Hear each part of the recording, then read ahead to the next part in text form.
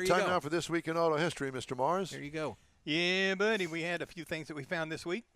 Coming up in 1900 was actually the first U.S. auto show in New York.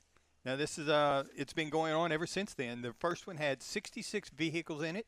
There was 40 automakers, steam, electric, and gasoline cars were displayed back in 1900.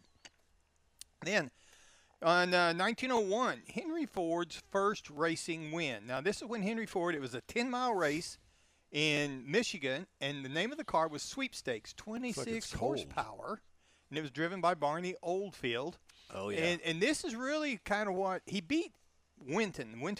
Alexander Winton was the car maker. That was the guy. He was the guy that you wanted to beat if you were going to do anything. So that's where he got his national attention and his financial backing to actually start the Ford Motor Company in 1903. So it was kind of his starting point, and this is actually one of the cars.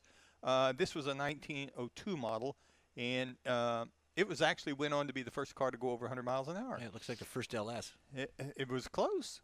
It was an LP. So this week in auto history, in 1909, General Motors bought Cadillac. I was surprised, $4.5 million. Now, this is where GM bought it, put it into its ladder of success, and I did not realize that Cadillac pioneered the electric starter in 1912. Yep. And it became, their symbol of luxury and innovation. Then in 1927, the Ford Model A was actually completed, the prototype, and it was going to replace the aging Model T. Now, it was more comfortable, it was considered bigger, and it was really set to compete against Chevrolet and Plymouth. And by 1931, more than 4 million of these cars were sold. And this is actually a picture of one that's in East Texas in the Oil Museum located in Kilgore, Texas, surprisingly. Very good. Then in 1955, Ford Safety Lifeguard Package was rolled out. And this is where they started putting things together like padded dashboards, seat belts, recessed steering wheels.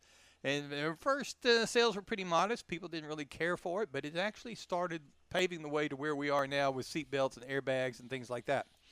1957, Ford Edsel was introduced. Now, this was designed to be a medium-price package car, and I did not realize that it had its own brand, own distribution, own dealers and everything. I thought it was a Ford, but it was not. It was a standalone brand that had 7 different models on it. Wow.